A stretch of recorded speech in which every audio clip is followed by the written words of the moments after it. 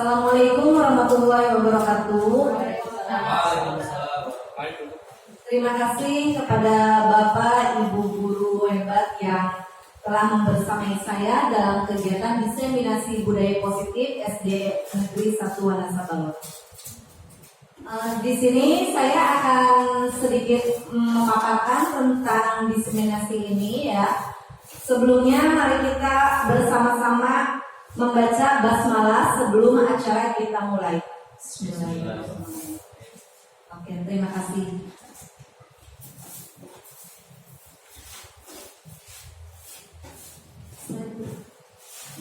Sebelum kita mulai, baiknya kita melakukan relaksasi dulu ya, biar nggak tegang.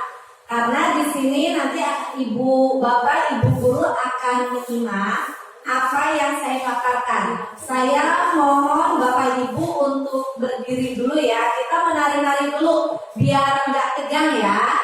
Mangga bapak ibu.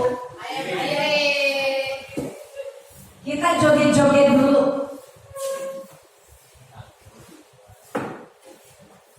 Ikuti gerakannya ya bapak ibu ya.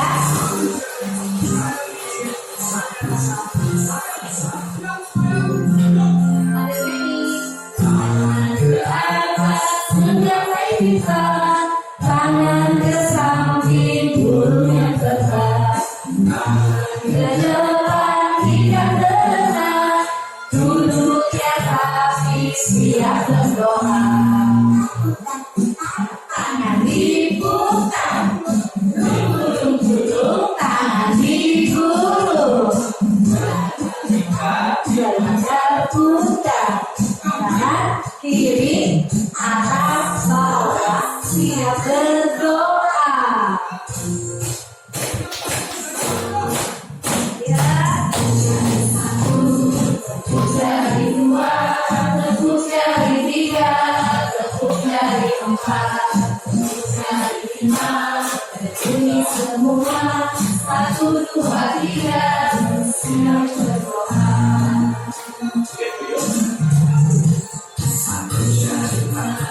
Satu jari kiri, dua jembatan, dua jari kanan, dua jari kiri, tiga jari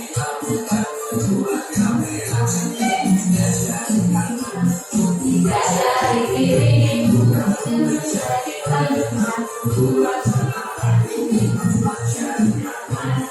empat jari kiri,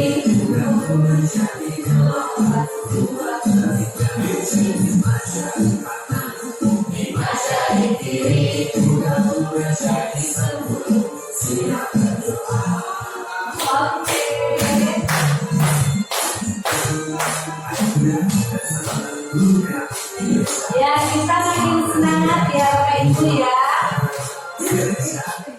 Oke, terima kasih. Mangga duduk kembali. Sebelum ke acara, saya akan memberikan pertanyaan pemantik. Kira-kira Bapak Ibu setuju atau tidak ya? Hukuman dapat mendisiplinkan anak. Setuju tidak Bapak Ibu? Tidak. Yang kedua, pemberian hukuman dengan hal positif seperti membaca atau membersihkan halaman sekolah dapat meningkatkan disiplin anak. Kira-kira setuju tidak?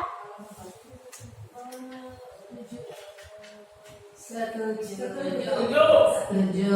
Yang ketiga, memberikan penghargaan dapat meningkatkan motivasi belajar anak. Tidak. Oke, terima kasih ya jawaban dari Bapak Ibu. Sekarang kita simak materi berikutnya, yaitu yang akan saya paparkan diseminasi budaya positif. Yang pertama yaitu disiplin positif dan nilai-nilai kebajikan universal. Yang kedua, teori motivasi, hukuman, penghargaan, dan restitusi. Yang ketiga, keyakinan kelas, Keempat, kebutuhan dasar manusia dan dunia berkualitas. Yang kelima yaitu restitusi 5 posisi kontrol. Yang keenam adalah restitusi segitiga restitusi. Pertama di sini, disiplin positif dan nilai-nilai kebajikan universal. Kita refleksikan diri dulu ya. Silahkan Bapak, Ibu menuliskan hal apa yang menjadi sangat berharga untuk Bapak, Ibu. Kemudian tulisan itu Ibu dan Bapak genggam seerat-eratnya. Nanti seperti yang pada refleksi pertama, apakah Bapak atau Ibu membuka kepalan tangan temannya? Mengapa? Apa alasan Anda atau B membuka kepalan tangan Anda? Kemudian yang kedua, apakah Anda atau B menutup kepalan tangan Anda? Mengapa? Apa alasannya? Apa alasan Anda atau B tetap menutup kepalan tangan Anda? Kemudian yang ketiga, dalam kegiatan ini sesungguhnya siapa yang memegang kendali atau kontrol untuk membuka atau menutup kepalan tangan? Nanti saya minta tolong kepada teman di sini, siapa yang mau bantu saya? Ibu Mariati barangkali? Iya. Mau sama siapa Ibu Mariati? Sama Pak Andra? Oh, oke. Nah, silakan.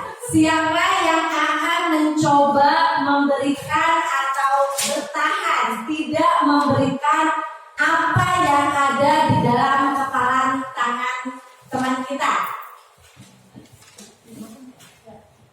Silakan Bu Mariati sama Pak Andra dengan jurusnya masing-masing, kira-kira bertahan atau merelakan untuk memberikan. Siapa dulu Ibu? Bu Mar dulu. Saya akan merayu Bunga. Silakan. Bahaya. Itu dia bisa. Dia bahaya. Bunga dulu ya, apa saya dulu? Boleh, siapa saja dulu.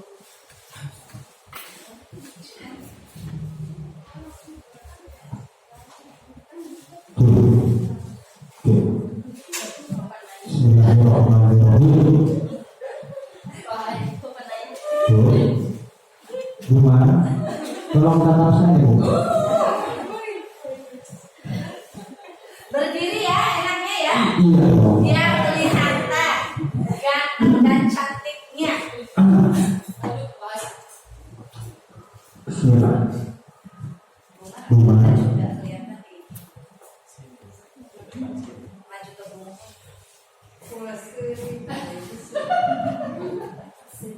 Mohon doanya teman-teman ya. Iya, Saya baik. akan mencoba meminta sesuatu yang ada di kepala Bu Mariati.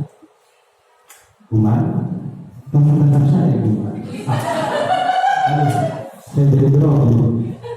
Bu, sebenarnya ada sesuatu yang saya sampaikan ke Bu Mariati, bahwasanya mohonlah dengan keikhlasan hatinya dan kerinduan untuk memberikan sesuatu yang ada di kepala tangan Bu Mariati untuk saya, karena mungkin itu bisa bermanfaat untuk saya, Bu Mariati.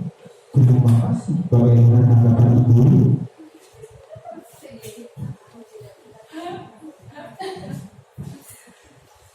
Baik Bapak Andra, kemungkinan untuk saat ini saya belum bisa melepas barang tersebut.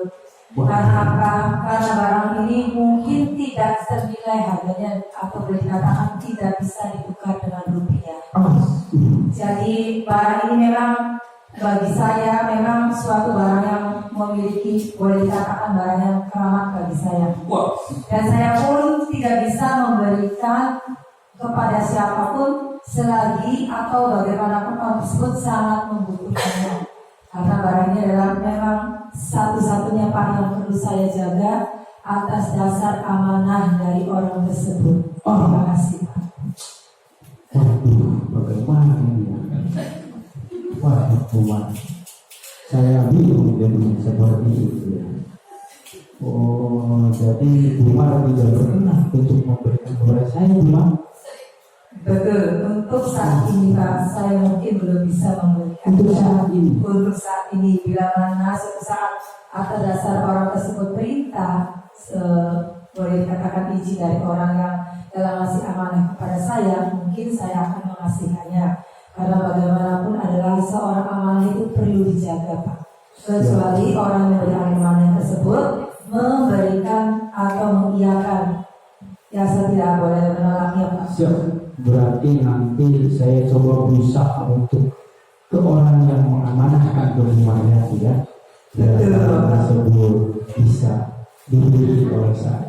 Terima kasih Bu Mariati. Ya siap, terima kasih Atas jawaban. Oke, terima kasih kepada Pak Andra dan Ibu Mariati ya. Kita kasih aplaus dulu.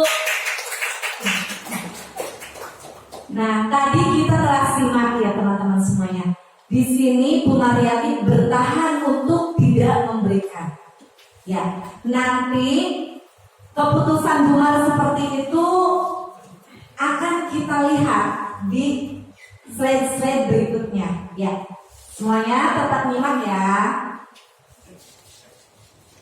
Nah, di sini refleksi diri berikutnya yaitu menurut Dr. William Glasser dalam kontrol teorinya yang kemudian hari berkembang dan dinamakan menjadi Choice Theory, meluruskan beberapa miskonsepsi tentang makna kontrol.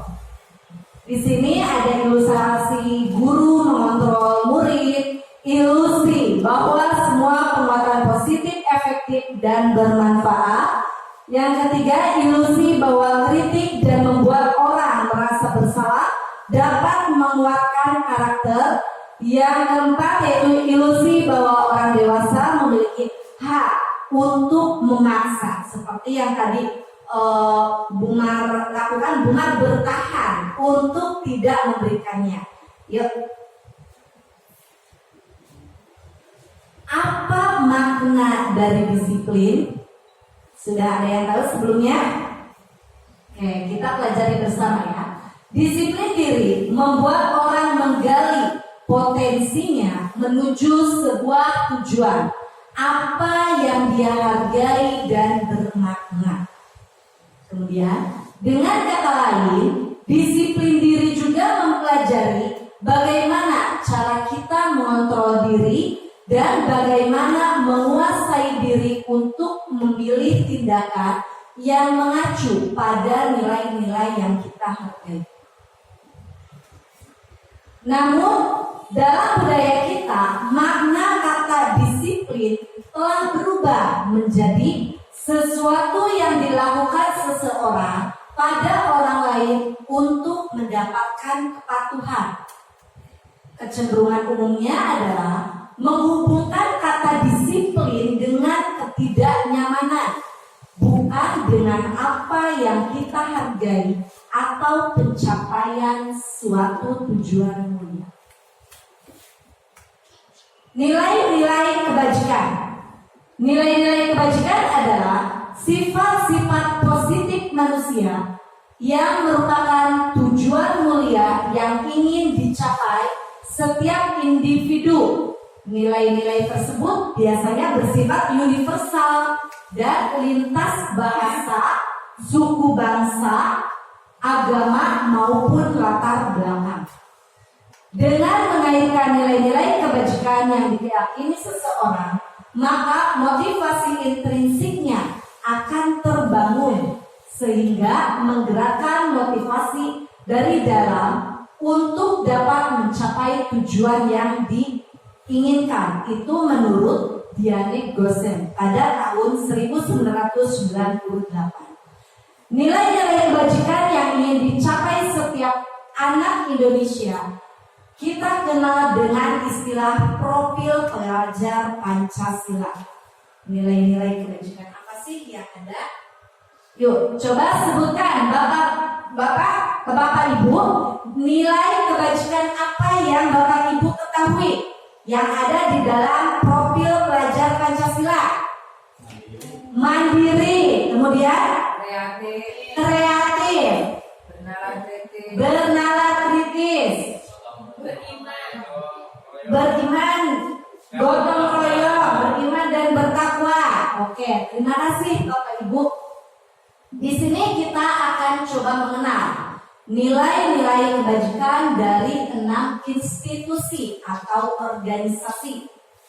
Profil pelajar Pancasila yang tadi Bapak Ibu sebutkan ya, yaitu ada yang beriman, bertakwa kepada Tuhan Yang Maha Esa, dan berakhlak mulia. Kemudian tadi ada yang menyebutkan pula mandiri, bernalar kritis, berkebinekaan global, bergotong royong, dan kreatif. Sikap murid seperti apa yang tercantum di dalam Ibo Primary Years Program atau PYP. Sikap murid yang tertanam yaitu adanya sikap toleransi. Ini sikap-sikap yang muncul pada anak didik kita ya Bapak Ibu ya. Kemudian sikap rasa hormat, integritas, mandiri, menghargai, antusias, empati, keingintahuan, kreativitas, kerjasama, percaya diri, dan komitmen. Anak harus memiliki rasa toleransi karena di dalam suatu lembaga itu pasti ada saja yang namanya keberagaman. Entah itu dari agama, entah itu dari kondisi keluarga. Disitulah kenapa kita harus menerapkan ke anak itu sifat toleransi agar anak bisa menghargai ya. Kemudian rasa hormat. Sikap rasa hormat perlu kita tanamkan juga pada anak didik kita supaya anak itu bisa menerapkannya selain di sekolah, dia menerapkan juga di lingkungan luar sekolah seperti di rumah, di masyarakat, dan dimanapun ia berada. Kemudian integritas, mandiri, menghargai itu ada ya tadi integritas supaya anak itu mempunyai nilai di mana dia harus memegang teguh integritasnya dia, integritas dirinya ya. Mandiri diharapkan anak-anak menjadi anak-anak yang mandiri, yang tidak tergantung kepada orang lain ya. Menghargai, antusias, empati, keingintahuan, kreativitas, kerjasama, percaya diri, dan komitmen. Kemudian nilai kebajikan itu ada juga di dalam 9 pilar karakter. Yang pertama yaitu cinta Tuhan dan segenap ciptaannya. Yang kedua kemandirian, tanggung jawab, kejujuran atau amanah, diplomatis, hormat dan santun, dermawan, suka menolong, gotong royong, percaya diri, kreatif dan pekerja keras, kepemimpinan dan keadilan, baik dan rendah hati, toleransi, kedamaian dan kesatuan. Ini intinya sama ya. Ada tertuang di dalam profil pelajar Pancasila. Kemudian nilai kebajikan lainnya yaitu adanya keterampilan hidup, petunjuk hidup, dan the 7 essential virtue, yaitu kemudian di sini ada the virtue project. Nah, the 7 essential virtue yang pertama yaitu empati, kemudian suara hati, kontrol diri, rasa kebaikan, toleransi, dan keadilan. Nilai-nilai kebajikan dan disiplin positif sesuai dengan standar pendidikan nasional, yaitu dalam rangka menciptakan lingkungan yang positif, maka setiap warga sekolah dan pemangku kepentingan perlu saling mendukung, menghayati dan menerapkan nilai-nilai kebajikan yang telah disepakati bersama. Untuk dapat menerapkan tujuan mulia tersebut, maka seorang pemimpin pembelajaran perlu berjiwa kepemimpinan sehingga dapat mengembangkan sekolah dan baik agar terwujud suatu budaya positif yang positif sesuai dengan standar kompetensi pengelolaan yang telah ditetapkan. Tujuan mulia dari penerapan disiplin positif adalah agar terbentuk murid-murid yang berakhlak dan berkarakter, berdisiplin, santun, jujur, peduli, tanggung jawab, dan merupakan pembelajar sepanjang hayat sesuai dengan standar kompetensi lulusan yang diharapkan. Jadi dari nilai-nilai kebajikan yang tertanam di dalam profil pelajar Pancasila itu sudah tepat, sudah sesuai dengan standar pendidikan nasional yang kita harapkan. Di sini yang kedua yaitu teori motivasi, hukuman, penghargaan, dan restitusi. Motivasi perilaku manusia itu ada dua, ada motivasi eksternal dan ada motivasi internal. Kita lihat motivasi eksternal itu untuk menghindari ketidaknyamanan atau hukuman apa yang akan terjadi bila tidak melakukannya. Hal itu adalah termasuk kepada motivasi internal, eksternal ya Bapak Ibu ya. Kemudian dari ini untuk mendapatkan imbalan dari orang lain atau institusi, apa yang akan saya dapatkan apabila saya melakukannya. Jadi ada suatu harapan dari anak apabila dia akan melakukan kebaikan, dia itu berpikir akan ini. Itu termasuk ke dalam motivasi eksternal. Nah, ada yang ketiga yaitu untuk menghargai diri sendiri. Saya akan menjadi orang yang seperti apa apabila saya melakukannya. Nah, motivasi ini lahir dari diri dia sendiri karena adanya rasa ingin menghargai untuk dia sendiri apa ya. Jadi tidak ada adalah motivasi internal. Motivasi internal sesuai dengan tujuan disiplin positif.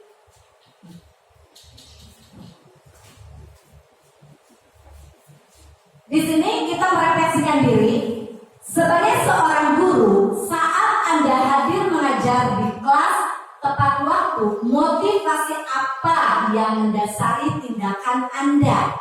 Apakah misalkan karena takut sama kepala sekolah, atau adanya rasa tanggung jawab terhadap murid, atau mungkin karena enggak enak dilihatin sama orang tua yang mengantar. Nah, bila di sekolah Anda tidak ada peraturan yang mengharuskan guru datang tepat waktu dan tidak ada surat teguran bagi guru yang datang terlambat dan tidak ada atasan yang memuji Anda, apakah Anda tetap datang tepat waktu untuk mengajar murid-murid Anda?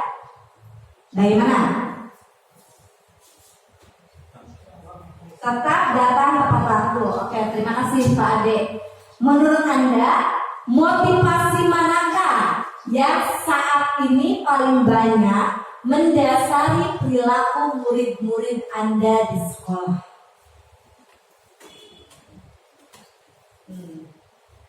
Di sini ya, ada suatu kasus, saya bacakan dulu, tolong semuanya simak juga ya. Iva kurang menguasai pelajaran matematika, sehingga pada saat saat pelajaran tersebut berlangsung, dia lebih banyak berdiam diri atau menggambar di buku pelajarannya. Pada saat guru matematikanya Pak Seno menanyakan pertanyaan IPA menjadi gugup dan tak sengaja menjatuhkan tasnya dari kursi. Panik ya, Pak. Serta tiba-tiba menjadi gagap pada saat berupaya menjawab. Seluruh kelas pun tertawa melihat perilaku Iva yang bicara tergagap dan terkejut tersebut. Pak Seno pada saat itu membiarkan teman-teman Iva mentertawakan Iva yang tergagap dan malu luar biasa. Dan malahan minta Iva maju ke depan dan berdiri di depan kelas sambil menunjuk hidungnya karena tidak bisa menjawab pertanyaan Pak Seno. Kelas makin gaduh dan anak-anak pun terlihat melihat Ipa di depan kelas memegang ujung hidungnya. Jadi Ipanya disetrap. Bagaimana reaksi teman-teman semua? Apakah Anda setuju dengan tindakan Pak Seno terhadap Ipa? Iya. Setuju tidak? Tidak, Bu. Tidak. Mengapa tidak setuju? Izin, Bu. Ya, bagaimana Pak Andra?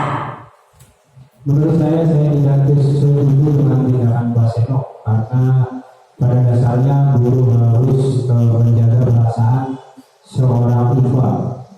Mungkin dia memang mempunyai rasa lugu bila mana ditanya oleh guru karena dia tidak bisa mengikuti pelajaran matematika. Seharusnya Pak Seno itu memberikan arahan yang memotivasi Iva, misalnya dengan ayo Iva, kamu pasti bisa, yang penting kamu fokus mengikuti pelajaran seperti itu. Terima kasih, Bu. Terima kasih Pak Angga atas tanggapannya ya.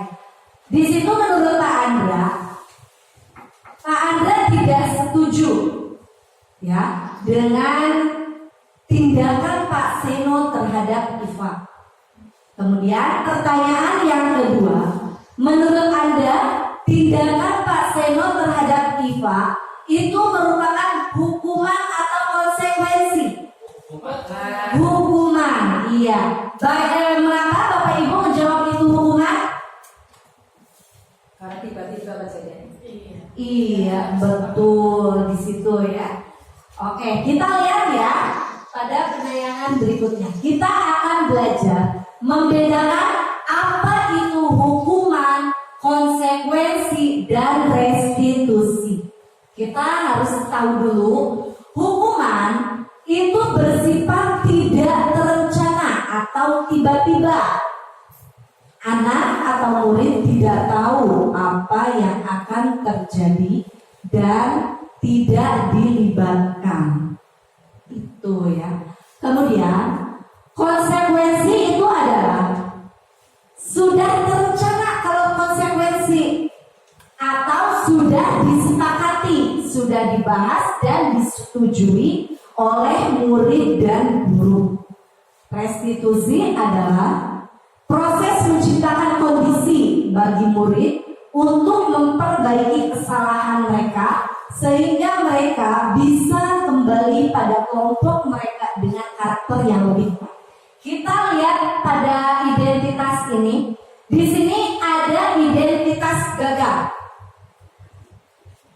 Hukuman yang pertama yaitu murid atau anak belajar menyembunyikan kesalahan. Nah, identitas sukses membentuk suatu kedisiplinan. Konsekuensi dari kejadian ini adalah murid atau anak taat peraturan. Restitusinya adalah murid atau anak belajar memecahkan masalah. Di situ ya. Kemudian identitas gagal yang kedua, mencoba mengontrol anak dengan perbuatan negatif, membayar impas kesalahan, misalnya temannya mukul si A, kemudian si A memukul lagi si B.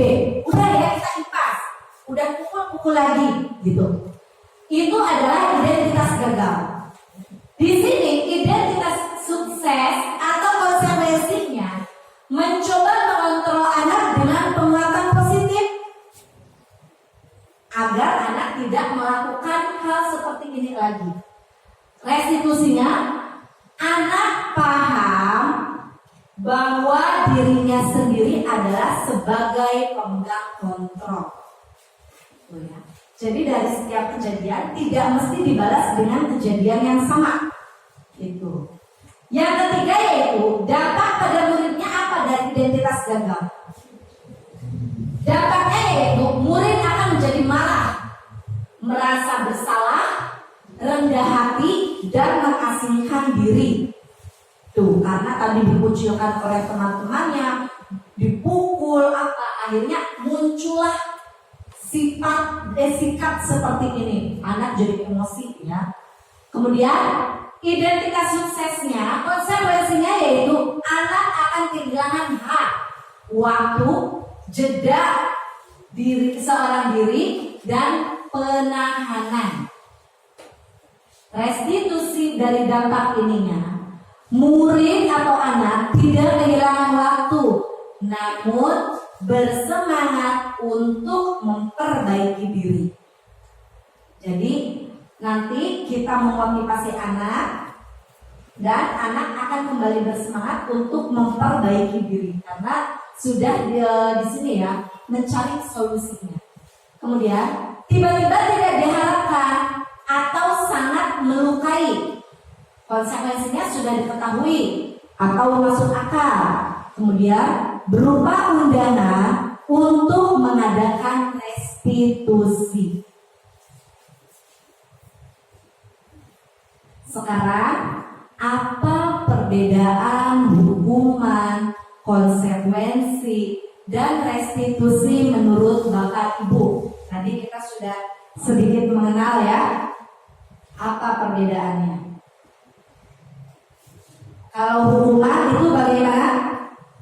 Tadi tuh yang muncul secara tiba-tiba. Kalau konsekuensi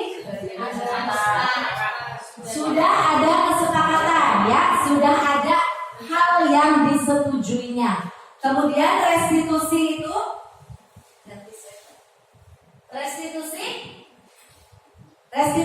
itu adalah cara untuk memecahkan masalah. Oke. Di sini kita untuk mengukur mana yang termasuk ke dalam hukuman atau konsekuensi ya. Ada tindakan guru yaitu mencatat 100 kali di dalam buku dengan kalimat saya tidak akan terlambat lagi. Karena si anaknya terlambat ke sekolah. Kemudian yang kedua, lari mengelilingi lapangan basket 2 kali karena terlambat hadir ke sekolah. Kasus yang pertama ini termasuknya apa? Hukuman atau konsekuensi? Hukuman ya. Yang kedua, lari mengelilingi lapangan basket. Hukuman. Andra maksudnya apa ini?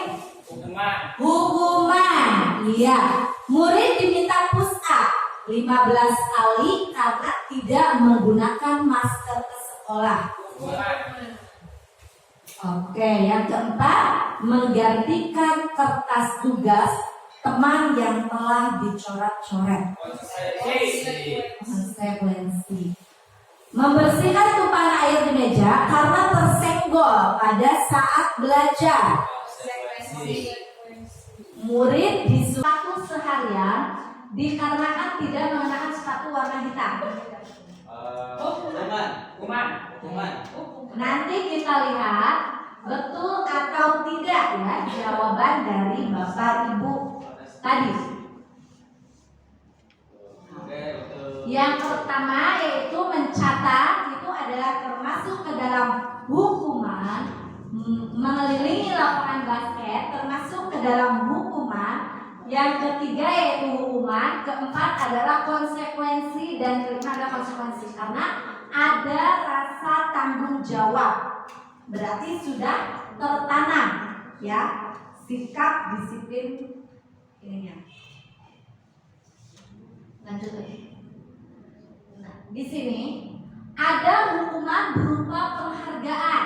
Itu pengaruhnya jangka panjang dan jangka pendek. Kemudian penghargaan itu tidak efektif. Yang ketiga, penghargaan merusak hubungan. Keempat, penghargaan mengurangi ketepatan. Kemudian di sini penghargaan menurunkan kualitas, penghargaan mematikan kreativitas, dan penghargaan itu menghukum. Motivasi dari dalam diri itu adalah motivasi intrinsik. Menurut Avikor dalam bukunya mengemukakan baik penghargaan maupun hukuman adalah cara-cara mengontrol perilaku seseorang yang menghancurkan potensi untuk pembelajaran yang sesungguhnya. Itu menurut Kohn, secara ideal tindakan belajar itu sendiri adalah penghargaan sesungguhnya. Oke, kita dari tadi menyimak ya, hanya jawab. Sekarang kita rilekskan lagi yuk dengan ice breaking. Ice breakingnya yaitu saya kasih clue. Clue-nya itu bumi itu bulat. Betul tidak Bapak Ibu, bumi itu bulat? Betul, bukan bakso ya. Clue-nya bumi itu bulat. Di sini saya mau coba bertanya. Ada beberapa angka, nanti Bapak Ibu menyebutkan ada berapa bumi? Ya. 89. Clue-nya bumi itu bulat. 3. Ada berapa? 3. Kemudian 88. 9. Ada yang bisa menjelaskan kenapa 89 3, 88 4 dan 9 adalah 1? Bisa Bu. Coba saya minta Pak Ade. Bu Vicky. Padahal Bu Vicky bisa Bu. Bisa. Perwakilan Ya. aja buat Pak Ade. Cluenya bumi itu bulat, di angka 89 ada 3 lingkaran. Jadi bulat itu sama dengan lingkaran yang terdapat pada angka tersebut. Sehingga 89 ada 3 bumi itu bulat. Seperti itu. Ya, 88 ada 4, lingkarannya ada 4, dan 9 ada 1 lingkaran. Seperti itu. Oke, terima kasih Pak Ade. Kita kasih aplaus dulu untuk Pak Ade ya. Ya, tadi Pak Ade bilang katanya bumi itu bulat, jadi melihat jumlah bulatan yang ada di angka tersebut. Angka 8 bulatannya ada 2, angka 9 ada 1. Jadi 89 itu adalah 1. Oke, terima kasih Bapak Ibu hebat. Kita lanjut ke materi berikutnya, yang ketiga yaitu adalah keyakinan kelas. Apa sih keyakinan kelas itu? Mengapa harus keyakinan kelas? Ini ada ibu guru yang cantik, pipinya merona, ya merona coklat. Mengapa harus keyakinan kelas? Karena untuk mendukung motivasi intrinsik, kembali ke nilai-nilai keyakinan-keyakinan lebih menggerakkan seseorang dibandingkan mengikuti serangkaian peraturan-peraturan. Tuh ya. Kenapa pentingnya kita harus menerapkan keyakinan kelas? Pembentukan keyakinan kelas di sini ada beberapa, yaitu keyakinan kelas berupa pernyataan-pernyataan universal. Keyakinan kelas bersifat lebih abstrak. ya, dari peraturan yang lebih rinci. Kemudian keyakinan kelas sebaiknya sesuatu yang dapat diterapkan di lingkungan tersebut. Di sini kita bisa membedakan ya, pembentukan keyakinan kelas. Keyakinan kelas itu awalnya dibentuk oleh suatu aturan. Jadi pertama itu kita membuat aturan dulu nih. Bisa dengan kata-kata negatif. Kata-kata negatif itu misalkan dilarang atau jangan, itu ya. Peraturan yang pertama yaitu selalu mengembalikan buku ke tempatnya. Nah, keyakinan kelas yang munculnya itu adalah sikap tanggung jawab. Kemudian peraturan kelas yang kedua yaitu dilarang mengganggu orang lain. Keyakinan kelasnya apa? Menghormati orang lain. Kalau dilarang melakukan kekerasan, keyakinan kelas yang disepakati itu apa? Keselamatan menghormati orang lain. Iya, keselamatan menghormati orang lain. Jangan berlari di kelas atau koridor. Keyakinan kelas yang muncul apa? Keselamatan dan keamanan ya. Nah, bagaimana sih prosedurnya pembentukan keyakinan kelas itu?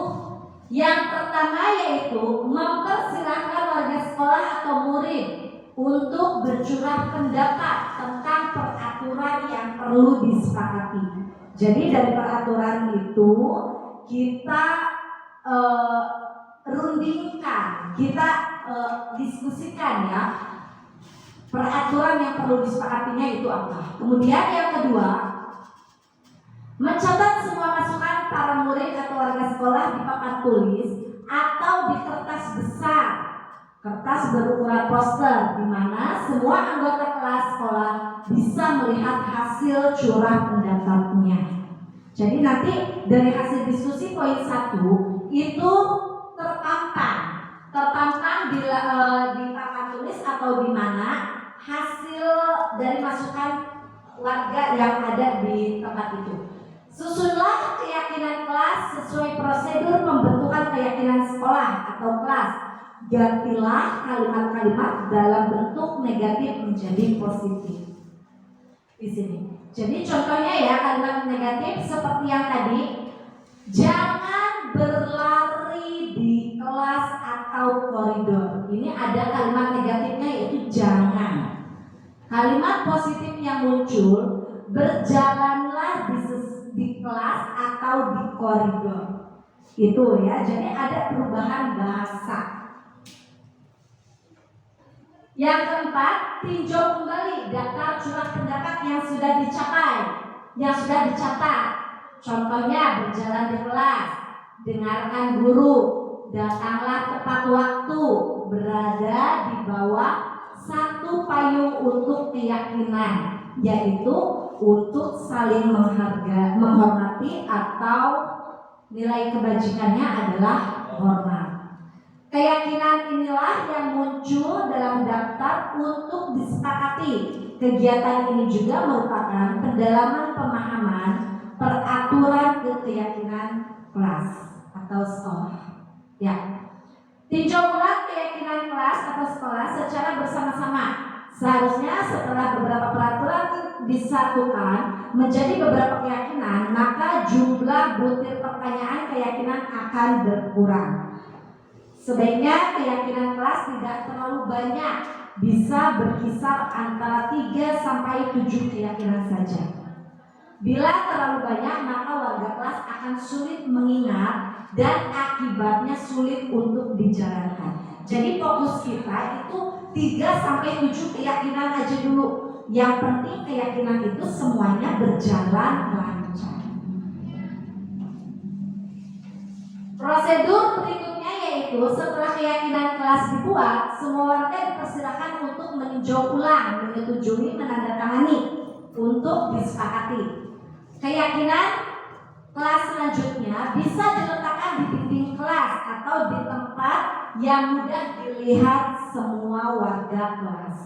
Jadi misalkan kita tempel di tembok dengan tulisan yang menarik dan kreatif, biar menjadikan objek yang enak dilihat. Tuh ya. Di sini ada contoh keyakinan kelas. Untuk kelas 1 misalkan setiap anggota kelas perlu belajar, setiap anggota kelas perlu senang, dan setiap anggota kelas perlu merasa aman. Nah, keyakinan kelas untuk kelas 5 misalkan selalu bersikap positif. Di sini include ya, positif dalam sikap, dalam ucap ya.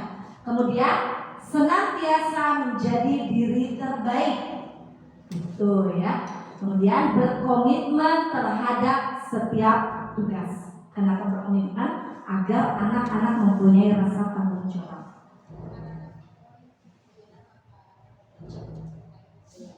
Pembentukan keyakinan kelas yang kita gunakan yaitu tabel Y. Yang pertama, terdengar.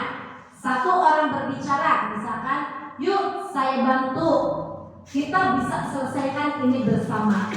Terima, tolong, atau permisi, itu yang terdengar. Boleh saya pinjam? Kalimat yang terlihat yaitu berempati terhadap perasaan orang. Jadi keyakinan kelas itu tidak semuanya tertulis, ada yang terlihat juga.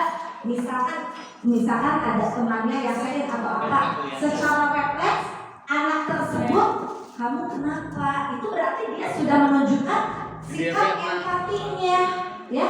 Nah, senantiasa berbuat baik dan berbagi. Di sini berperilaku yaitu tersenyum ramah, memberikan salam hormat, berjabat tangan, atau meletakkan tangan di dada atau saling. Jadi seperti yang kita mulai canangkan ke anak-anak yaitu penerapan 5S ya, senyum, sapa, salam, sopan, dan santun. Jadi setiap ketemu guru atau ketemu anak di mana saja, kita jangan berat untuk menyapa murid di mana saja, karena secara tidak langsung itu memberikan contoh ya kita ke anak. Nah, yang keempat yaitu kebutuhan dasar manusia dan dunia berkualitas. Seperti apa ya? Kebutuhan dasar manusia yaitu ada 5. Yang pertama adalah kebutuhan kasih sayang dan rasa diterima. Makanya feel ya. Kemudian penguasaan, kesenangan, dan kebebasan. Ini adalah kebutuhan dasar manusia untuk bertahan hidup. Yang kelima ya. Jadi ada kasih sayang, penguasaan, kesenangan, kebebasan, dan yang terakhir adalah bertahan hidup. Dunia berkualitas. Apa sih dunia berkualitas itu?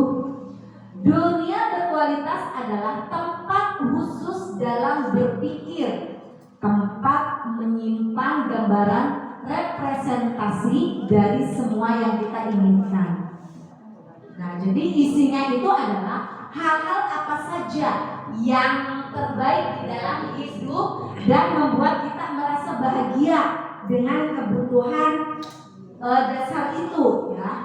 Kemudian murid kita juga mempunyai gambaran dunia berkualitas mereka. Tentunya sebagai guru kita ingin mereka memasukkan hal-hal yang bermakna dan nilai-nilai kebajikan yang hakiki dalam dunia berkualitasnya. Jadi pada saat anak kebutuhan hidupnya terpenuhi, itu anak akan lebih berkualitas hidupnya.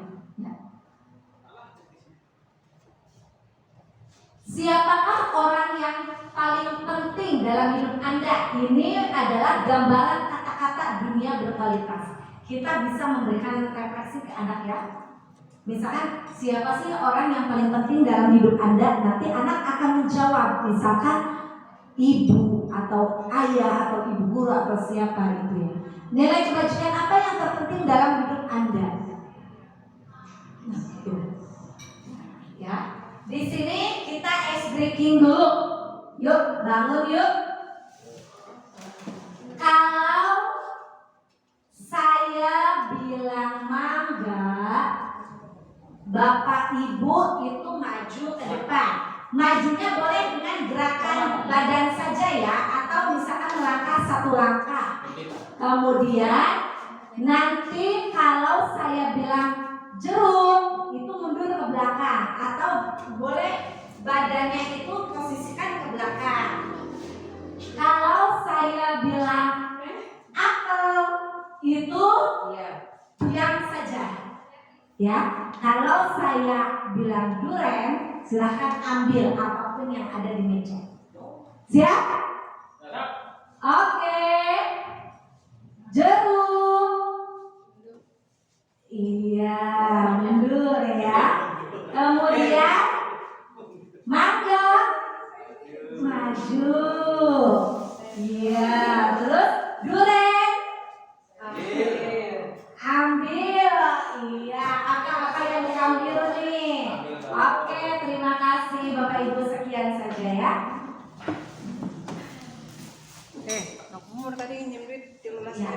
Materi berikutnya yaitu ada restitusi 5 posisi kontrol.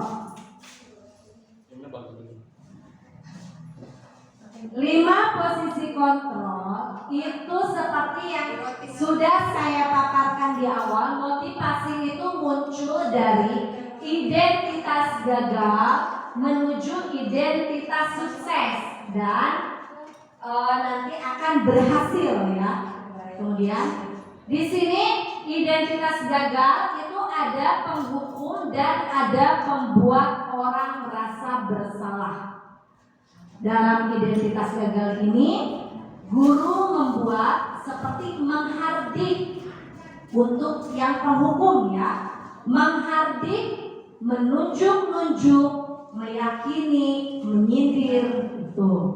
Kemudian untuk membuat orang merasa bersalah, biasanya si guru itu berceramah atau mengatakan seharusnya itu, atau ibu kecewa. Nah itu ya kata-katanya. Kemudian untuk penghukum, di sini guru bisa berkata juga, kalau kamu tidak melakukannya, awas ya, rasakan ini. Itu. Di sini identitas gagal yang muncul dari pembuat orang merasa bersalah. Guru itu akan berkata, kamu seharusnya, kamu sudah tahu ibu lelah sekali mengatakannya. Ibu capek misalkan gitu ya. Hasilnya pada identitas gagal penghukum itu akan memberontak atau menyalahkan orang lain, atau bisa saja jadi berbohong ya. Pada pembuat orang merasa bersalah itu biasanya dia menyembunyikan atau menyangkal yang ujung-ujungnya anak akan berbohong. Nah, di sini reaksi anak pada posisi kontrol penghukum, biarin saja, nanti juga marah-marah lagi, kata si anak begitu. Nah, pada pembuat orang merasa bersalah, anak akan berkata, maafkan saya bu, misalnya gitu ya. Nah, dampak yang muncul pada murid pada posisi kontrol penghukum yaitu anak akan mengulangi kesalahannya. Dampaknya, kalau pembuat orang merasa bersalah itu merasa rendah hati, gitu. Nah, di sini identitas berhasil itu muncul pada posisi kontrol sebagai teman, sebagai pemantau, dan sebagai manajer. Guru akan berkata pada posisi kontrol teman yaitu membuatkan alasan-alasan untuk muridnya, atau ayolah lakukan ini dengan ibu, demi ibu. Masa kamu tidak mau? Ingat, tidak ibu pernah pernah bantu, misalkan gitu ya. Jadi si ibu itu memohon kepada, jadi seperti dengan teman saja ya, hasilnya itu akan jadi ketergantungan oleh si anak itu. Nah, kaitannya dengan dunia berkualitas itu si anak akan meletakkan guru itu sebagai orang yang sangat penting di dunianya. Nah, murid akan berkata di posisi kontrol ini, saya pikir Bapak Ibu teman saya, ternyata begitu. Jadi seperti tidak ada jeda ya, seperti tidak ada tingkatan mana guru, mana murid gitu. Dampak yang muncul pada murid yaitu lemah, tidak mandiri dan tergantung. Pemantau, posisi kontrol pemantau yaitu menghitung dan mengukur. Kemudian guru akan berkata apa peraturannya, menyesuaikan diri bila diawali hasilnya ya. Kaitan dengan dunia berkualitasnya yaitu murid meletakkan guru, peraturan dan hukum di dunia berkualitas. Kemudian murid akan berkata betapa banyak bintang yang saya, berapa banyak bintang yang saya harus peroleh, berapa halaman yang harus saya tulis. Ini murid akan berkata seperti ini. Kemudian dampaknya menitik beratkan pada sanksi atau hadiah untuk dirinya. Identitas yang muncul pada posisi kontrol manager yaitu identitas sukses. Identitas sukses karena dia telah memunculkan motivasi intrinsiknya. Dia sudah bisa menghargai diri sendirinya. Misalkan guru yang dilakukannya yaitu mengajukan pertanyaan-pertanyaan. Kemudian apa yang kita yakini, apa yang bisa kau kerjakan untuk memperbaiki masalah ini. Jadi di sini pada posisi kontrol ini ada seperti diskusi bagaimana cara memecahkan masalah dari kasus-kasus yang anak lakukan. Kemudian hasilnya itu akan menguatkan pribadinya. Kaitan dengan dunianya, murid meletakkan dirinya sebagai individu yang positif dalam dunia berkualitas. Bagaimana caranya saya bisa memperbaiki keadaan ini, Bu? Jadi nanti si anak itu akan mengajukan pertanyaan untuk memecahkan masalahnya. Dampak dari muridnya yaitu mengevaluasi diri, bagaimana cara memperbaiki. Di sini ada studi kasus Tisa dan Hana dipanggil masuk ke ruangan Ibu Dewi, kepala sekolah SMA Makmur. Ibu Dewi baru saja mendapatkan pengaduan dari Ibunda Tisa bahwa Hana menggunakan kata-kata kasar dan merendah-rendahkan Tisa di sosial media. Anto jarang sekali hadir di pembelajaran jarak jauh dan pada saat hadir pun Anda seringkali menggunakan kata-kata kasar di kolom chat mengejek teman-temannya. Hal ini sudah sangat mengganggu dan beberapa orang tua murid yang mengikuti pembelajaran daring mengeluh tentang perilaku Anto pembelajaran jarak jauh. Bila Anda adalah seorang kepala sekolah, penerapan disiplin apa yang akan Anda lakukan untuk kasus Hana dan Anto? Mengapa? Kita simak dulu video ini ya Bapak Ibu ya. Di sini ada kasus. Silakan sambil minum.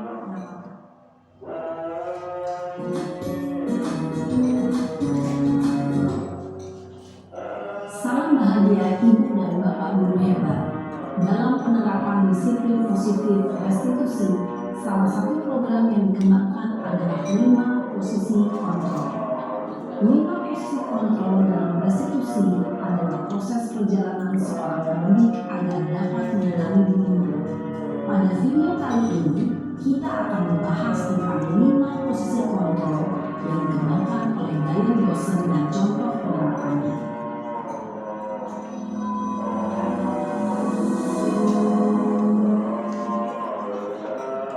Lima posisi kontrol itu adalah 1. Posisi menghukum. 2. Posisi membuat merasa bersalah. 3. Posisi teman. 4. Posisi pemantau atau monitor. Dan 5. Posisi manajer. Untuk lebih memahami kelima posisi tersebut, mari kita saksikan kasus Naren yang terlambat hadir 20 menit di sekolah dan melihat bagaimana kelima posisi kontrol dalam menghadapi masalah tersebut. Ini posisi penghukum ya.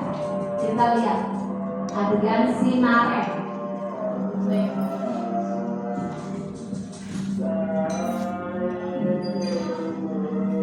Naren, sini kamu. Selalu terlambat. Kamu deh, pasti terlambat. Maaf Bu, saya Apa? Apa coba? Alasan kamu apa lagi?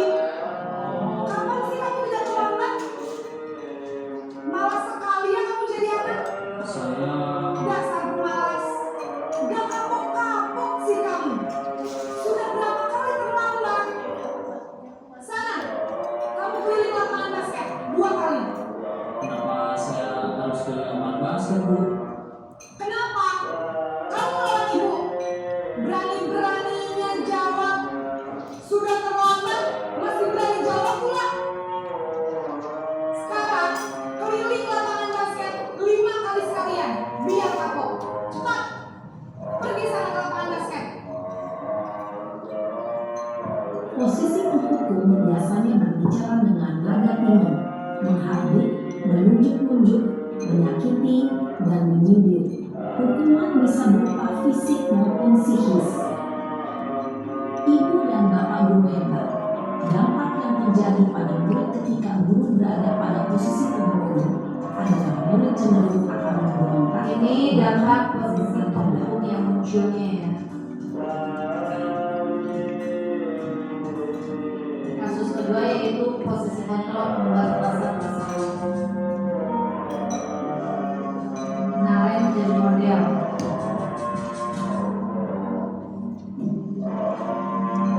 Naren,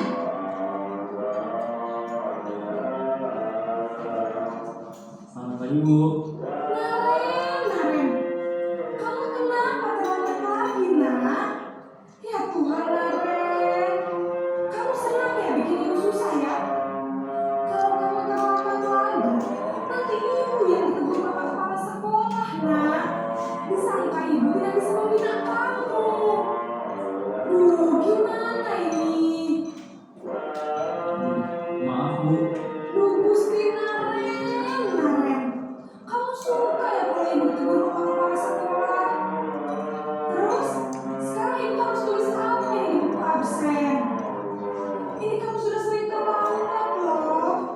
Ibu harus apa coba? Maaf Bu. Maaf sekali. Ya sudah, lain kali jangan bikin ibu susah lagi ya nak ya. Ibu tidak akan kuat lagi kalau kamu begini terus. Bisa jantungan kalau ibu tegur bapak kepala sekolah. Sana cepat ke kelas. Maaf ya Bu. Maaf sekali. Posisi membuat rasa bersalah berbicara dengan nada tenang, cenderung lembut, namun kata-kata yang diutarakan membuat murid merasa menjadi orang yang gagal, memandang buruk dirinya sendiri, merasa tidak berharga, dan tidak sanggup membahagiakan orang lain.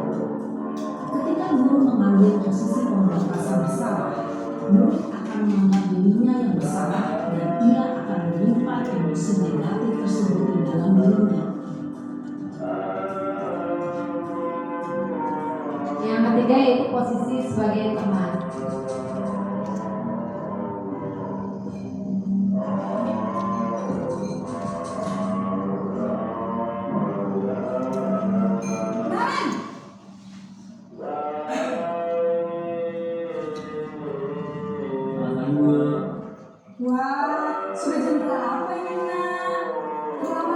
lagi ya sayang? Iya bu, habis ibu saya lupa bangunkan saya bu. Kamu malah menyalahkan ibu kamu. Kamu bukannya anak yang paling kencang. Kok terlambat sih? Iya bu, saya memang terlambat bangun tadi. Jadi biarpun saya lari kencang, tetap nggak kencang bu. Ya sudah sana. Nanti lain kali larinya lebih kencang lagi ya. Biar gak terlambat lagi. Bikin senang ibu demi ibu. Bisa kan? Bisa lah bu. Ya sudah sana masuk kelas. Ibu beresin urusan absen kamu. Kamu ini ada-ada saja. Dalam posisi teman, guru berbicara dengan nada suara ramah, akrab, cenderung bersenda gurau untuk menjaga suasana tetap santai. Murid akan merasa senang, aman, dan akrab dengan guru. Identitas yang tercipta adalah identitas sukses atau berhasil. Namun, perlu diingat, karena ini masih dorongan eksternal, maka ada faktor ketergantungan dari murid kepada orang tertentu. Di sini guru aksennya, sehingga di lain waktu murid bisa berperilaku baik, namun hanya kepada orang-orang tertentu saja.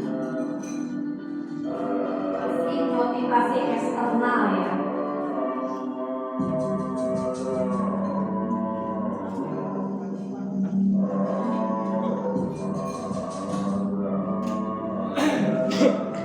Ini sebagai penantang.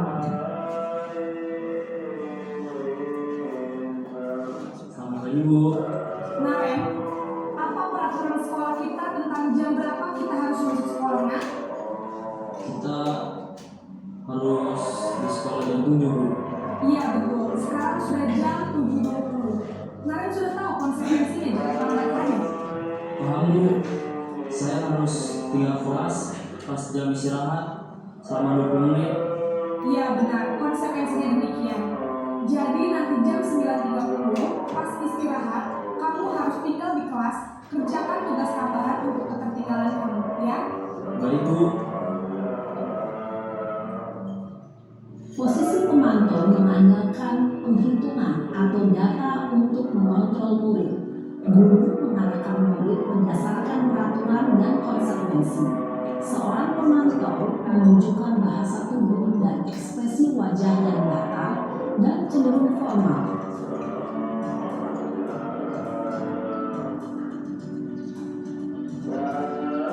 Yang terakhir ini adalah posisi sebagai manajer.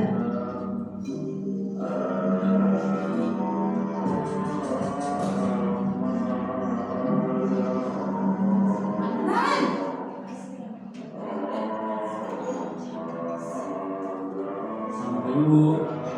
Selamat pagi Naren. Maaf bu, saya terlambat. Iya, sekolah masuknya jam 7, sekarang sudah jam 7.20. Jadi sekarang bagaimana ini Naren? Maaf bu, saya lupa setel alarm saya semalam. Baiklah, menurut kamu, keyakinan sekolah yang mana yang perlu kamu tingkatkan? Menghargai diri sendiri dan orang lain mungkin ya bu. Setuju. Jadi, apakah Naren meyakini prinsip saling menghormati tersebut? Iya bu, saya meyakininya. Apakah Naren bersedia memperbaiki masalah keterlambatan ini? Bersedia bu. Bagaimana kamu akan Biasanya ada kesepakatan ya. Saya akan coba untuk tidak lupa menyetel alarm saya bu. Baik, kalau Naren lupa menyetel alarm di rumah, ada orang yang kira-kira bisa bantu mengingatkan tidak? Ada bu, kata saya, Kak Emma. Ada lagi selain Kak Emma? Selain Kak Emma, ada ibu saya. Baik, jadi yang mengingatkan Naren adalah Kak Emma dan ibu kamu ya? Kira-kira akan mulai set alarm kapan nih Naren? Setelah pulang sekolah, akan segera saya lakukan. Baik, jadi Naren akan setel alarm untuk bangun besok pagi dan akan diingatkan oleh kakak dan ibunda Naren ya. Ada lagi yang mungkin perlu dilakukan Naren agar tidak terlambat bangun lagi. Tidak ada bu. Baik Naren, terima kasih untuk kerjasama kamu. Sekarang kamu perlu kembali ke kelas untuk belajar. Baik bu, terima kasih. Posisi manajer adalah posisi kontrol yang disarankan untuk membimbing murid memiliki sikap disiplin yang positif, yaitu murid yang mandiri, bertanggung jawab, dan dapat memecahkan masalah. Tujuan dari posisi ini adalah agar murid dapat berefleksi atas tindakannya. Guru akan dengan tulus memberikan pertanyaan-pertanyaan bermakna, sehingga membuat murid dapat belajar dari kesalahannya dan mencari sebuah solusi untuk menyelesaikannya. Ibu dan bapak guru hebat, setelah mengamati adegan kelima posisi kontrol tadi, kira-kira posisi mana yang paling ideal? Posisi mana yang dapat menunjang Posisi mana kira-kira Bapak Ibu yang paling ideal dari kasus-kasus tersebut? Posisi ini memang posisi manajer ya. setiap pendidik. Pada posisi inilah guru dapat menerapkan disiplin positif yang berpihak pada murid, yang memerdekakan murid. Perjalanan seorang pendidik tentunya tidak mudah untuk sampai pada posisi seorang manajer. Namun, tujuan kita pasti, yaitu menciptakan murid-murid yang mandiri, merdeka, dan bertanggung jawab. Semoga penggambaran 5 posisi kontrol yang telah diperlihatkan ini dapat menjadi ajang refleksi bagi kita semua, agar dapat terus mengasah dan menerapkan disiplin positif yang memerdekakan murid. Mari terus berlatih dan bersemangat. Selamat menerapkan. Salam dan bahagia Ibu dan Bapak Guru hebat. Oke, itu ya video tadi itu telah menjelaskan tentang 5 posisi kontrol. Yang terakhir yaitu restitusi segitiga restitusi segitiga ya. Di sini ada video juga yang menjelaskan tentang segitiga restitusi. Penerapannya seperti apa? Kita simak lagi ya Bapak Ibu.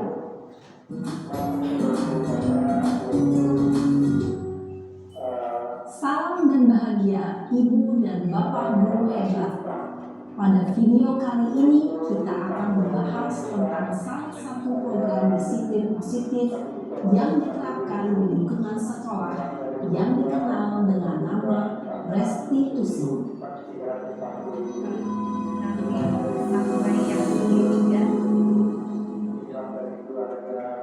Restitusi dikembangkan oleh pakar pendidikan dan dosen berlandaskan pada teori kontrol Dr. William Rees.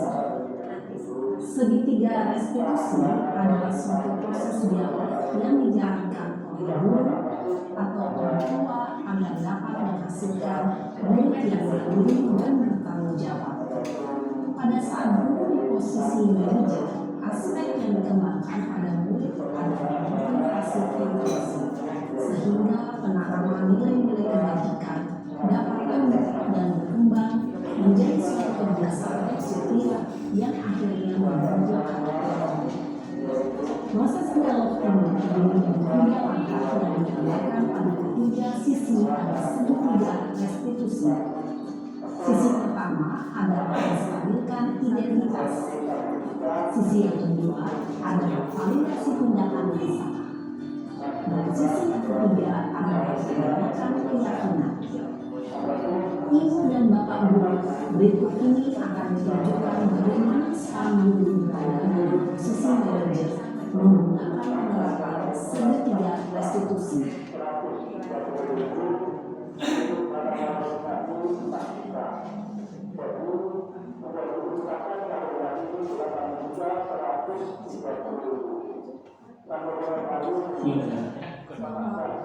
Sudah lama nggak di perusahaan? Kenapa hari ini di sini? Kesel Pak, kesel banget. Masa aku dikatain tukang fitnah Pak? Ya aku marah lah. Aku balik katain Eka di depan kelas. Kesel banget.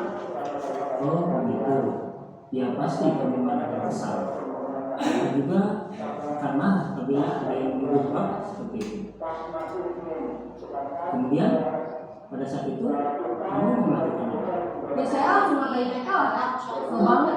Saya tindakan yang salah ya. Oh begitu. Pasti kamu melakukan seperti itu karena suatu alasan tertentu kan? Iyalah, masa saya diam saja Pak? Ya saya bela diri lah. Masa saya jadi tukang fitnah? Ya wajar lah. Mempertahankan harga diri itu sesuatu yang penting buat kamu. Untung kamu tidak bertindak lebih gegabah lagi. hanya membentak-bentak? Iya Pak. Untung saya masih bersabar dan hanya meminta saja. Sudah mulai merendah ya. Padahal Sudah mulai saya pasti bela diri lah. Ya pasti ya. Tapi kamu memilih untuk tetap bertahan dan bersabar. Kamu memilih untuk tidak berbuat lebih parah lagi, bukan? Iya. Nah, sekarang coba kita lihat lagi tindakan kamu yang bentak-bentak Eka di kelas. Tindakan kamu itu kira-kira sesuai dengan Sudah keyakinan masuk pada kelas fase atau menanyakan keyakinan. prinsip kamu tidak? Enggak lah Pak. Capek Pak jadi pemarah. Jadi keyakinan atau prinsip mana yang kurang sesuai dengan keinginan kamu? Ya, saya sebenarnya sangat menghargai orang lain. Mungkin saat itu saya menjadi emosi, jadi tidak menyimpan sikap itu. Kamu meyakini tidak? Menghargai orang lain itu penting buat kamu. Yakinlah Kak. Iya, setuju. Kita harus saling menghargai. Namun ada juga keyakinan yang kita sepakati yang perlu kita jalankan apabila kita sedang marah, kan? Ya, saya bisa lebih proaktif, mulai dengan diri sendiri. Saya bisa jadi lebih bersabar, mengambil waktu juga untuk berpikir mau apa selanjutnya. Kira-kira kamu bersedia untuk memperbaiki masalah ini tidak? Bersedia Pak. Kalau kamu memperbaiki masalah ini, kamu akan menjadi seperti apa? Saya akan menjadi orang yang bertanggung jawab kali ya Pak. Ini lagi dimunculkan rasa percaya diri Biasa ya. proaktif. Iya, menurut kamu bagaimana rasanya menjadi orang seperti itu? Ya nyaman lah, bangga bisa bersabar. Baiklah kalau begitu. Yuk kita pikirkan bagaimana memperbaiki masalah ini.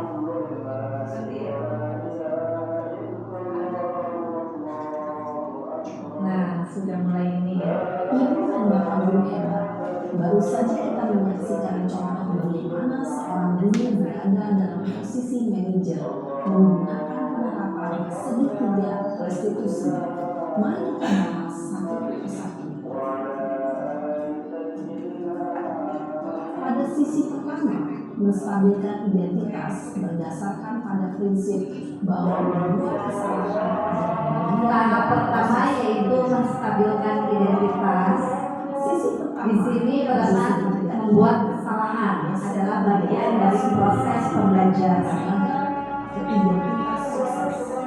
Murid yang sedang bertingkah menjadi tidak pantas atau menjadi bodoh saat itu sedang mendapat identitas yang benar. Maka Berperan menggeser. kita jangan mengajukan pernyataan ini. Kita bisa mengajukan beberapa pertanyaan ya untuk menstabilkan identitas itu. Seperti membuat kesalahan sesuatu yang wajar. Memperbaiki masalah ini. 4. Saya tidak menginginkan kesalahan. Saya lebih fokus bagaimana memperbaiki masalah ini. 5. Apakah saya benar kamu telah menjadi orang yang baik untuk diri sendiri? Pada sisi kedua, Ini adalah tahapan kedua dari segitiga restitusi, yaitu validasi tindakan yang salah.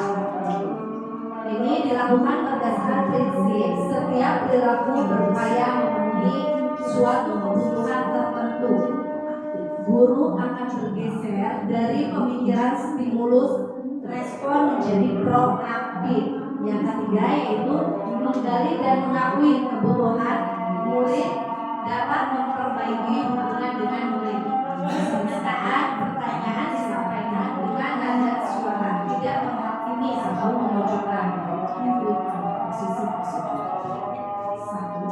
Kamu bisa saja bertindak lebih gegabah lagi dan Di sini ada pertanyaan-pertanyaan untuk memunculkan di sini ya. Kamu tidak bisa bertindak lagi lebih gegabah dari ini. Kamu bukan melakukannya tanpa suatu alasan dan pertanyaan berikutnya. bersyukur.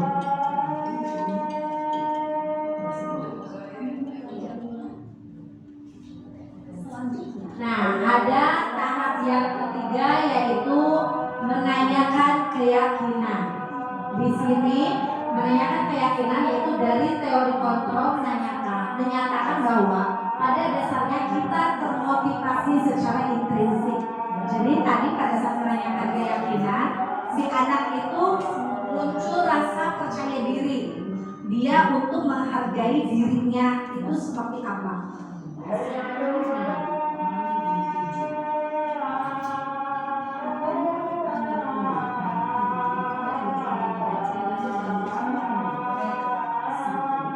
Sebagai kita adalah satu kelas, apa yang kita yakini?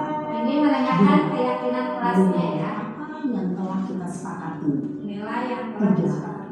Seperti apa gambaran sebuah hasil tidak diberikan? Empat. Kamu ingin menjadi orang seperti apa?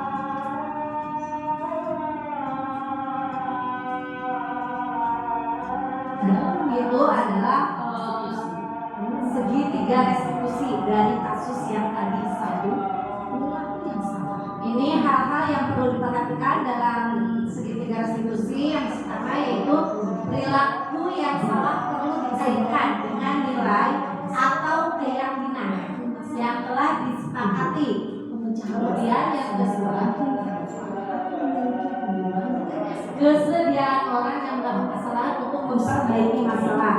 Yang ketiga, pemecahan masalah sebisa mungkin relevan dan memiliki hubungan dengan masalah yang ada. Perlu adanya suatu usaha perbaikan dari pihak yang berbuat kesalahan.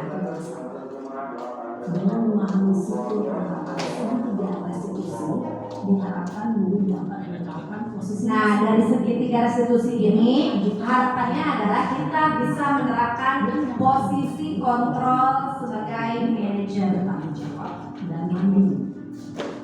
Nah, ibu bapak guru perlu tidaknya mengikuti ketiga tahapan dalam segitiga restitusi bergantung pada ringan beratnya suatu permasalahan. Misalnya, bila permasalahan tersebut ringan, maka tidak perlu dijalankan. Jadi tidak semua masalah kita harus menerapkan segitiga restitusi ya. Kalau masalah itu ringan, kita tidak perlu melaksanakan atau menerapkan segitiga restitusi. Pertanyaan bermakna, diharapkan murid menjadi lebih kuat secara pribadi. Ini harapan dari kita menerapkan segitiga restitusi. Hanya sendiri, Harapannya yaitu murid menjadi lebih kuat secara pribadi, membuka wawasan murid. dan bahagia. Ibu bapak guru hebat.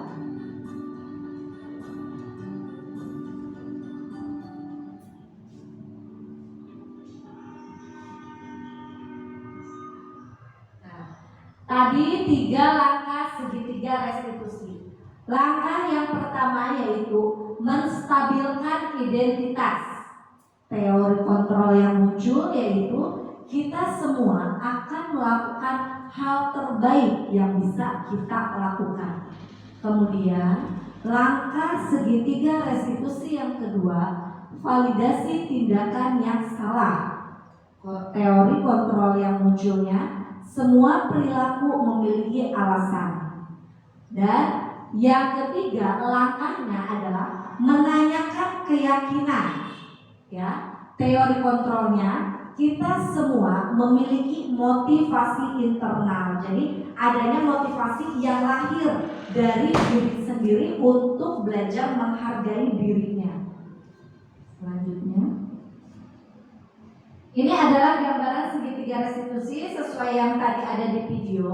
Yang pertama yaitu menstabilkan identitas. Di dalam menstabilkan identitas, setiap orang itu pasti pernah melakukan kesalahan. Kemudian yang kedua, kamu bukan satu-satunya yang pernah melakukan hal ini. Jadi kita atur emosi anak dulu. Jangan sampai pada saat anak meluap-luap emosinya, kita langsung masuk ke situ. Itu tidak akan tercapai. Jadi kita stabilkan dulu identitas anak tersebut dan kita posisikan, misalkan kita dengan menenangkannya. Ya, setiap manusia itu pasti melakukan kesalahan. Misalnya seperti itu ya. Jadi kita stabilkan dulu emosinya. Nanti dari situ kita akan menvalidkan tindakan yang salah. Kita bisa memberikan pertanyaan-pertanyaan seperti misalkan gini, yang tadi kamu lakukan di kelas itu kesalahan bukan? Nah, Kalau si anak sudah menjawab, iya Bu itu kesalahan, berarti sudah valid kan? Sudah sesuai. Di sini kamu tentu punya alasan. Kita tanya alasan kenapa anak tersebut melakukan kesalahan.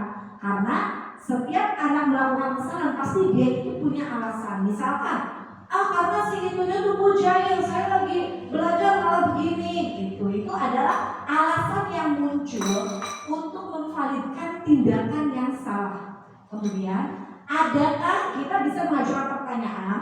Adakah cara yang lebih efektif untuk mendapatkan apa yang kamu butuhkan? Dari situ nanti kita bisa secara bersama-sama fokus untuk memecahkan masalahnya ya. Kemudian nanti kita akan langsung menanyakan keyakinan. Keyakinan di sini adalah keyakinan yang telah disepakati antara guru dengan murid di dalam kelas atau di sekolah. Nah, keyakinan kelas apa yang telah kamu sepakati? Guru bisa mengajukan pertanyaan itu. Dari masalah yang tadi kita tanya, keyakinan apa yang sudah kamu sepakati? Nah, nanti anak akan secara respon menjawab keyakinan-keyakinan yang telah disepakati dan dia bangga. Kamu ingin menjadi orang yang seperti apa? Itu ya. Nanti secara ini juga anak akan merespon. Misalkan saya ingin jadi orang yang baik Bu, saya ingin jadi orang yang bisa dihargai dan bisa menghargai. Itu akan muncul dengan sendirinya pada saat kita menanyakan keyakinan ini. Muncullah motivasi intrinsik. Jadi bukan karena paksaan, bukan juga karena saya takut saya mau ngomong ini, itu bukan. Karena secara rangkaian setelah kita menstabilkan emosi, menstabilkan identitas dari anak, kita akan lanjut ke memvalidkan tindakan itu kalau tindakan itu adalah salah.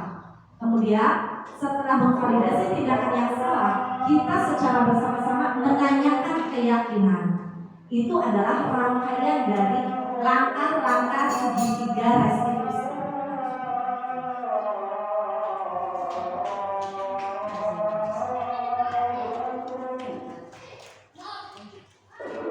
Nah, di sini ya, itu adalah sedikit pemaparan ya.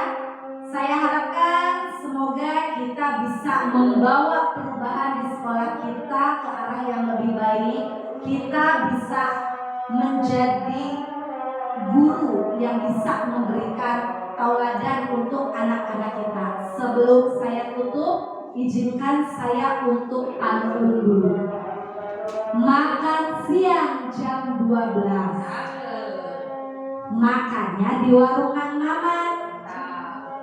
Yuk terapkan keyakinan kelas untuk jadikan anak yang budiman. Oke. Setuju tidak Bapak Ibu untuk menerapkan keyakinan ini di kelas atau di sekolah kita? Oke, terima kasih. Mudah-mudahan apa yang telah saya sampaikan menjadi manfaat untuk kita semua. Kita terus berkolaborasi membuat perubahan yang ada di sekolah ini menjadi sekolah yang lebih baik. Membentuk karakter anak menjadi karakter yang sesuai dengan profil pelajar Pancasila. Nah, sekian pembahasan saya tentang diseminasi budaya positif. Saya aturkan terima kasih kepada Bapak Ibu ya setelah bersedia menghadiri ruangan ini untuk mengikuti acara diseminasi. Saya akhiri wabillahi taufiq wal hidayah. Wassalamualaikum warahmatullahi wabarakatuh.